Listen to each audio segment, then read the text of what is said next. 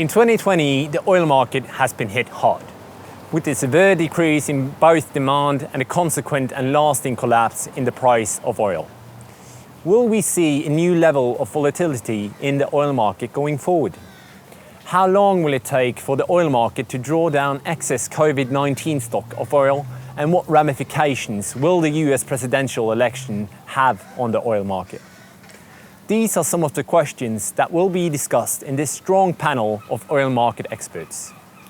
We are proud to present Nadia Martin Wiggen, partner in Pareto Securities, Helima Croft, managing director and global head of commodity RBC Capital Markets, and Amrita, co-founder and director of research energy aspects, from Oslo, New York, and London, respectively.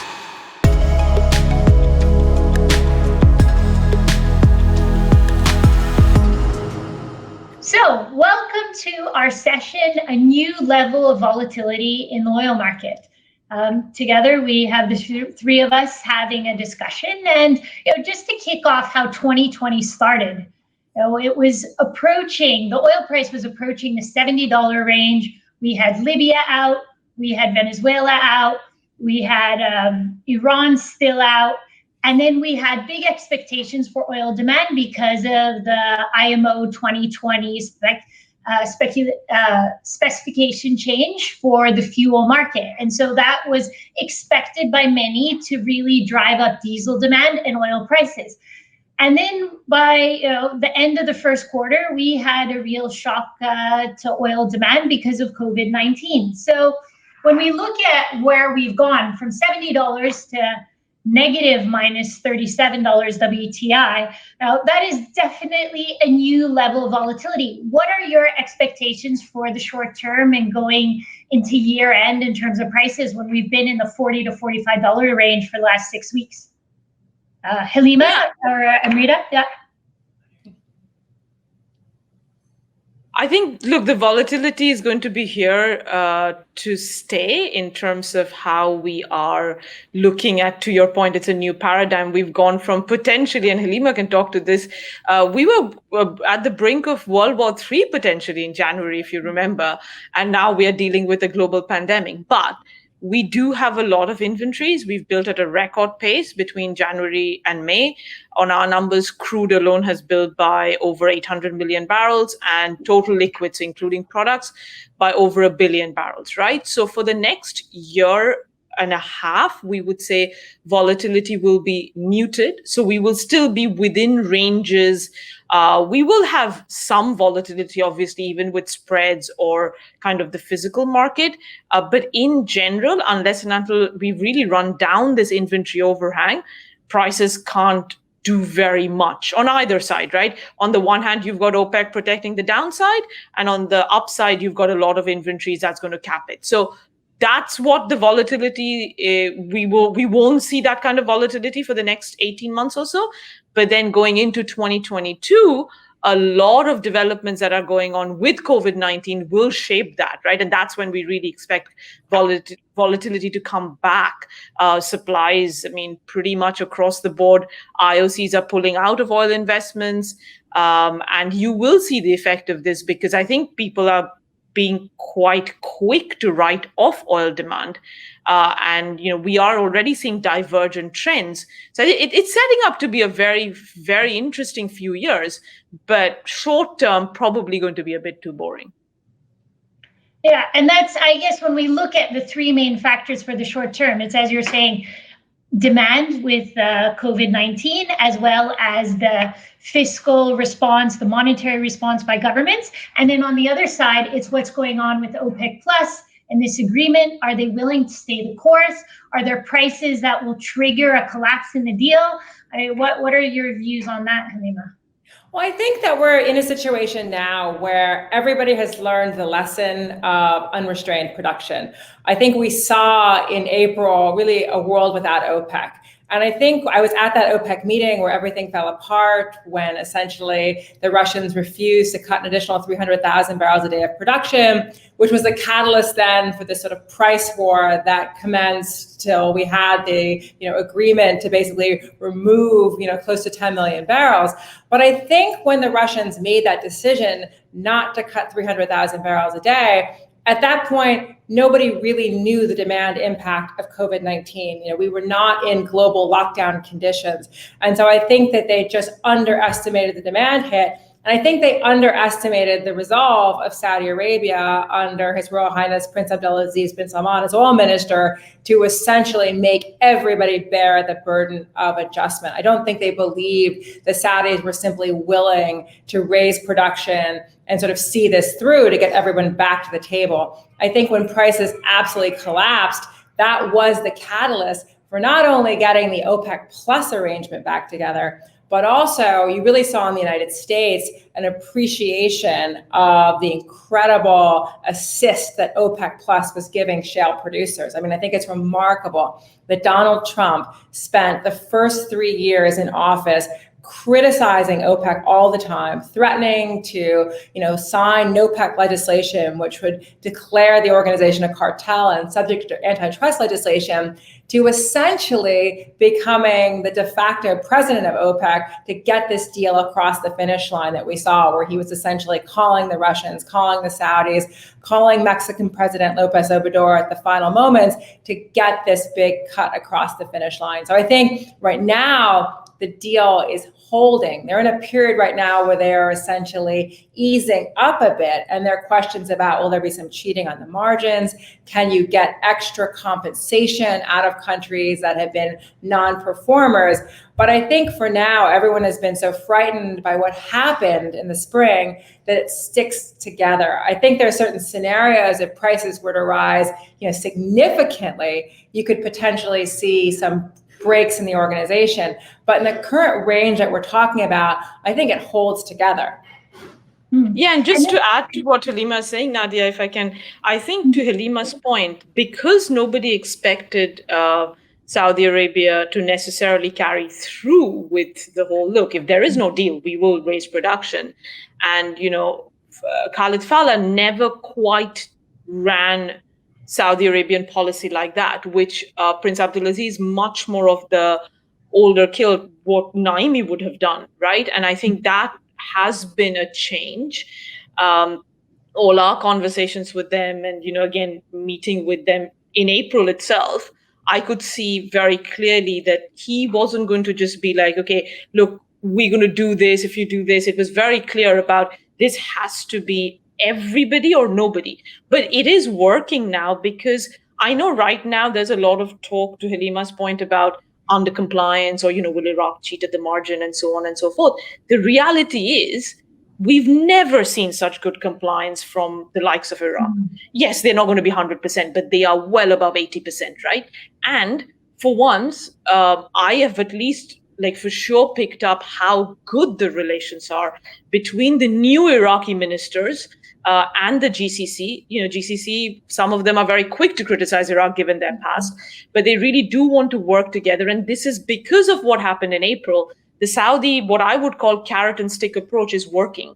They are saying, look, if we do this, if we all comply, it will be better revenues and higher revenues. And they've shown that to Iraq because Iraq's overall revenues were higher in June, even though they did cut more versus, say, April and May. Versus if you don't do it, then yes, we will go back to April levels. And I think that carrot and stick might well be the new defining moment for OPEC cohesion, because I think they now won't doubt the fact that Abdulaziz can very quickly, if required, go back to that kind of a situation. So I think that's what will kind of keep them together in general. Again, of course, we're not talking about 100% compliance, but the days where Iraq would never comply and only Saudi Arabia complies, for the past few years, we've always used Saudi Arabia as synonymous with OPEC. I think that has changed. And then what about Russia within this group? Because part of why the deal fell apart initially in March was because of concerns about U.S. shale. Of course, the tables turned when Russia couldn't handle the low oil price environment. And I know, Helima, you talked about it with the Atlantic Council, how much the Russian-US relationship was quite important. We've seen massive cutbacks in US shale production, in Canadian production, curtailments, I mean, even in Norwegian production, as a ramification. What if we're in a $50 to $60 WTI environment where we start to really see shale come back? What happens to Russia and OPEC plus then? I think we do really need to watch Russia because there are powerful forces within the Russian energy spectrum that were never fans of this cooperation. I would talk about Igor Sechin from Rosneft. And I think it wasn't just the argument that we cut, you grow, which is essentially what, I think the argument they were making was, why should we continually shut down barrels when the US just grows? I think what we missed was the argument that we cut, you grow, we get sanctioned. And I think that was unacceptable to certain individuals, the whole Russian energy spectrum. I think their view was the US should not be using American energy dominance to essentially sanction countries and pay no price at the pump for it. And I think the US effort to sanction Nord Stream 2 again in December, the additional sanctions that we were imposing on Rosneft trading in January, I think that gave strength to the argument that this wasn't an arrangement that was always in the best interest of Russia.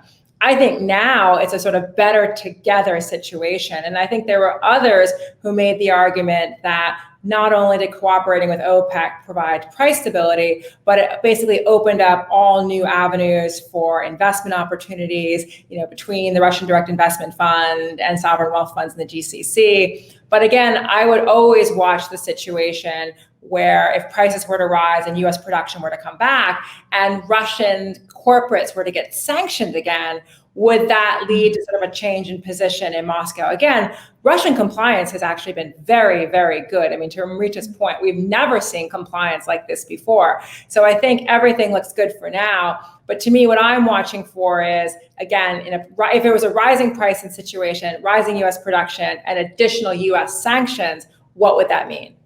Mm-hmm. Amrita, do you want to jump in on this as well? Yeah, I mean, I think there's two things to your premise in terms of the question. WTI prices 50 to 60, US shale comes back. I think we are kind of taking that as a given. I'm not sure of that. Mm-hmm. I think US production will come back, but to what level? I mean, that's a whole separate debate in itself. US production on our numbers falls again next year. Because the base is so high now that the decline rates are at a level where you need rigs. I mean, rigs haven't even gone up as yet. They continue to go down. Yes, we'll get a few DUC completions now, and the wells that were shuttered are coming back. But once they do come back, you need activity to pick up. So I think there is an element of that. 100% agree with Helima. I think the sanctions bit has to be watched. Also, if you think about Rosneft, it has a lot of complications, right? It has these long-term trading agreements, or rather long-term supply agreements with the likes of Trafigura, with the likes of Glencore. So for them, it is actually really hard to curtail that volume of production, because for them in Russia, they've prorated it by company depending on how much they're producing. So they've been struggling to meet their long-term commitments. They also have long-term commitments to China. So there's always going to be these tensions. But one other thing, just to add to Helima's points, we should not forget what happened in April, or rather in March. Putin wasn't involved in this space at all. He was two heads down in the domestic policy spectrum, very much kind of trying to figure out his quote unquote re-election for life, or however you want to put it. And that's where really the kind of Igor Sechin's of the world voiced their opinion and kind of drove the policy. It backfired, and our soundings very much from our contacts is that that wasn't very popular with Putin, what happened. And Putin, as you saw come May, he was a lot more active. And I think that's a very important dynamic to watch out for in Russia as well, whether Putin is active or not, because Sechin has and probably always will be very against this deal. But it's really Putin's kind of mindset, and his presence is very, very important for the wider cooperation. He thinks this has really helped him with the situation in Syria, for instance. So there are all these other factors as well. And one more thing I would add is, I think Alexander Novak is a really fascinating oil minister. I mean, he's someone we talked about, before we came on, that was, quite opposed to ever cooperating with OPEC. I remember him at the OPEC seminar about 5 years ago being asked if Russia would ever cooperate with OPEC, and he was like, no. And now he really has this sort of co-leadership role of, this OPEC plus arrangement. And he's actually seen as a very skilled diplomat. I mean, you talk to ministers and they talk about how conciliatory he is, how his team is very good with the numbers and they help with the data. I actually think this is where the Russians have sort of excelled, is in the sort of soft power of OPEC. I mean, I think they have used the OPEC plus arrangement to, as Amrita talked about, it helps them politically, it helps them, expand influence in the Middle East, it helps them in Latin America. So I think this works for them, but I also think Novak has been really key to the sort of Russian relationship and OPEC working so well. Okay, so moving into the third factor on short-term oil prices, we have a US election coming up in November. Two very different candidates in terms of personal styles of diplomacy and the relationships they have built. We had Biden, who was, of course, part of the Obama administration, and then we have President Trump. Helima, as you're in New York, I'll let you take this one first. No, I mean, I think that it's a really consequential election for energy. And I think that, obviously, Biden is putting climate change at the center of the election. I mean, it's one of his core issues, and they have this, $2 trillion climate plan they're talking about, and they're talking about going back into Paris on day one, the Paris Accords. The other thing, which I think is very consequential for the energy market, though, is they're also talking about going back into the JCPOA nuclear deal, the 2015 nuclear deal. And I think that could be quite consequential in terms of, if they do it on an expedited timeline, you could be potentially seeing the US starting to grant waivers for countries to start importing Iranian oil, in the back half of the year. And I think they are very serious about trying to resurrect JCPOA, because I think they see it's very important for the issue of counterproliferation. I think they want to basically get back to a situation where Iran is at least a year from having breakout capability. And that JCPOA nuclear deal was really seen as one of the most important foreign policy accomplishments of the Obama-Biden administration. And so I think they would look to do that. And again, I think that would be quite consequential for the oil market. But again, it will be a very big focus on renewables, on climate change agenda under a Biden administration. And again, though, from the physical market standpoint, I would be watching the Iran deal. The last thing I would say, though, is, there's been this discussion that, a Biden administration would be super anti-fracking. I think if you look at his agenda, it's important what's not in there. There's no ban on fracking in the agenda. There's no new permitting on federal lands. They're not talking about banning oil exports. It's a very stark departure from the Trump administration, but it's really in the mainstream, I would argue, of the Democratic Party. Yeah, no, and just to add to that, I think effectively it'll be, you will see more Iranian oil coming out in the second half. We've got that in our balances, for instance. We still draw with that, but yeah, we've definitely got that.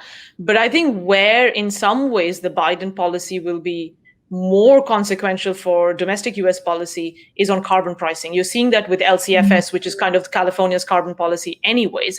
And it's very likely under a Biden presidency that kind of carbon pricing on refining becomes potentially an all US thing. And then it becomes a question also with flaring. That's where US shale comes in, right? Like US is probably now the second largest flarer in the world. Maybe not right now because there's hardly any production, but generally after Nigeria.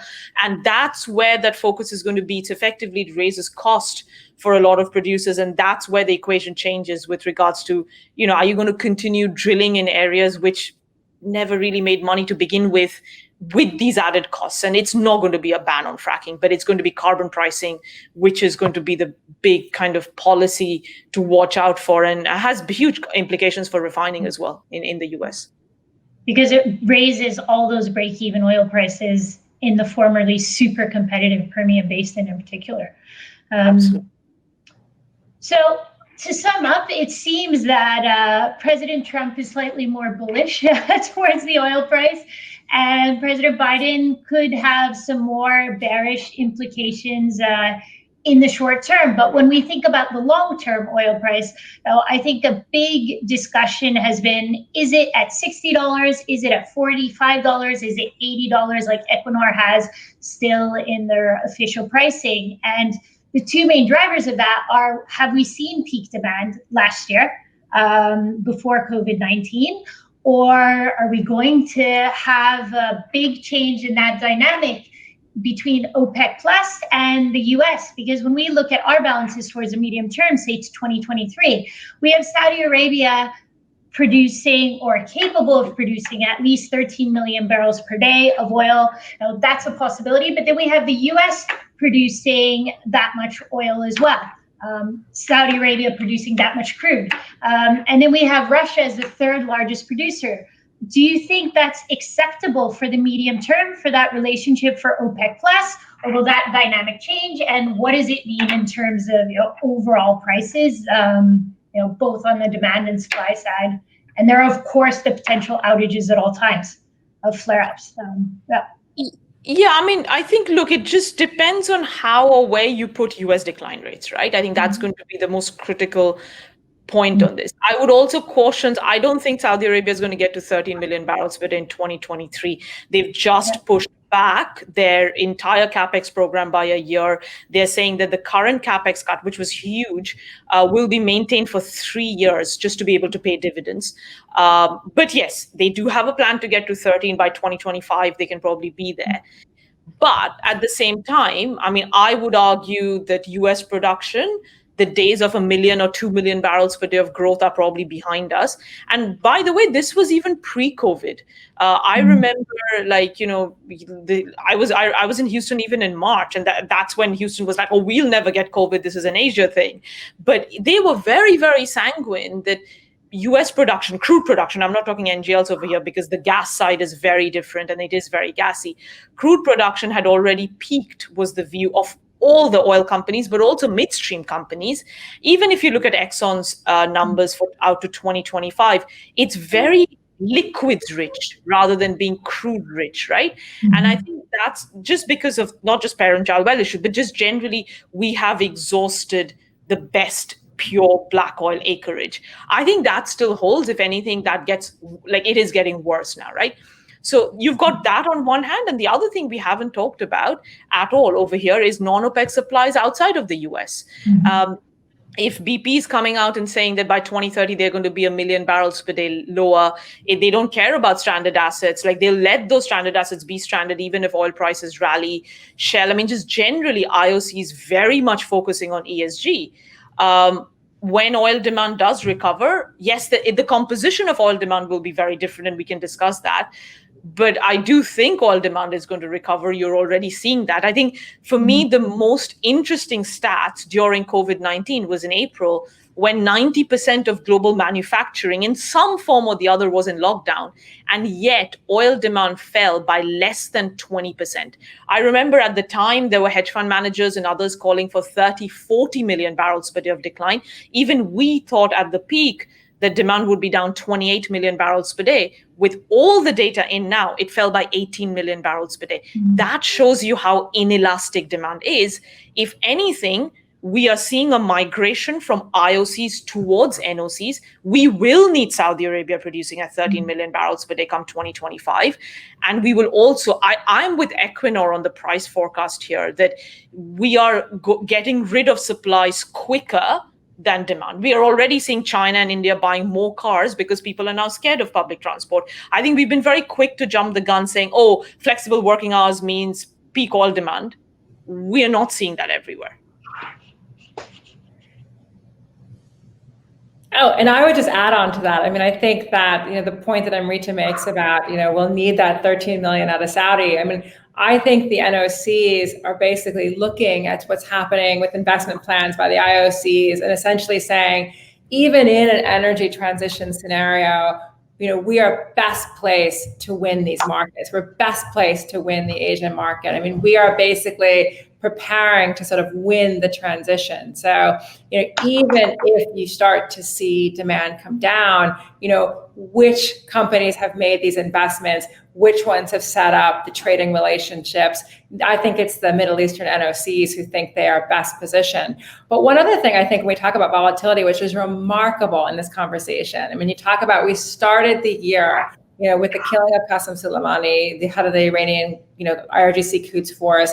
We had all in 2019 these extraordinary attacks on Gulf energy infrastructure. If you had told me that we were going to have, half of Saudi's oil output taken temporarily offline because a drone and cruise missile strike on, hitting the Abqaiq facility, the nerve center of, the global energy system, I would have said, gosh, it would have been at 100. I mean, U.S. production has certainly changed the dynamics of geopolitics of the oil market, that we don't see the spectacular rise in prices that we would have seen before.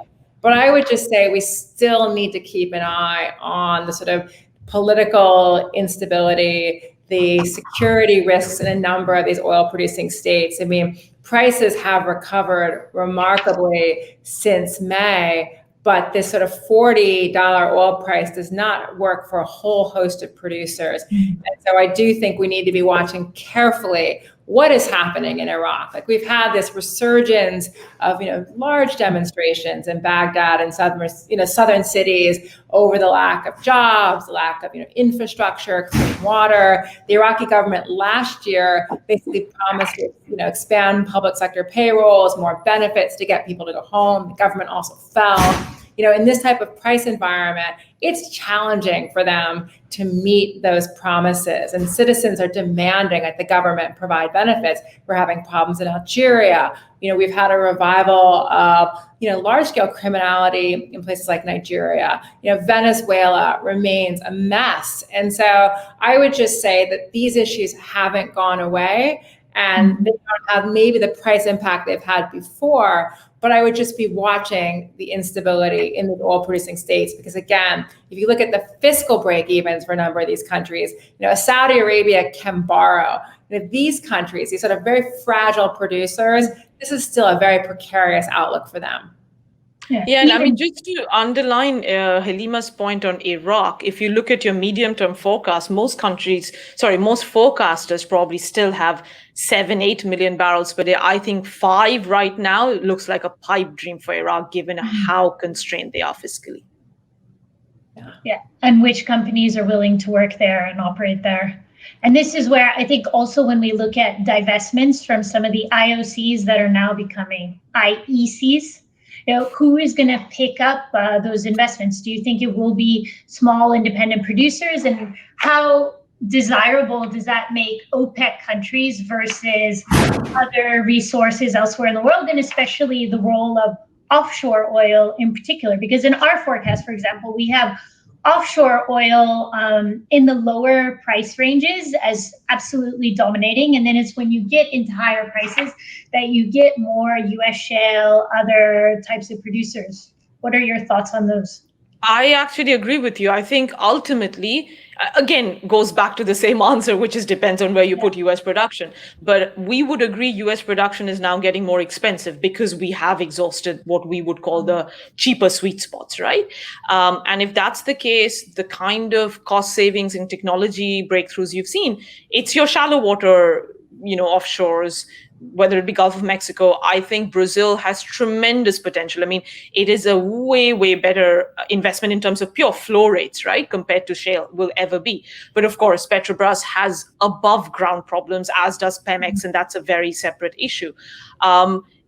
I think it's going to be down to some of the majors. Like, I would say the US-centric oil majors like Chevron, Exxon, they don't quite buy into the ESG argument yet. Let's see where they go. And it's probably going to be a little bit of these private companies, but I do question who's interested in energy right now. I mean, that for me is the most scary thought for the medium term. Like, I couldn't agree more with Helima with regards to what she's highlighting, that people are so complacent about geopolitical risks, right? Fair enough. Right now, we don't need to worry. We've got so much inventory that will last us for over a year, and we have spare capacity in the system.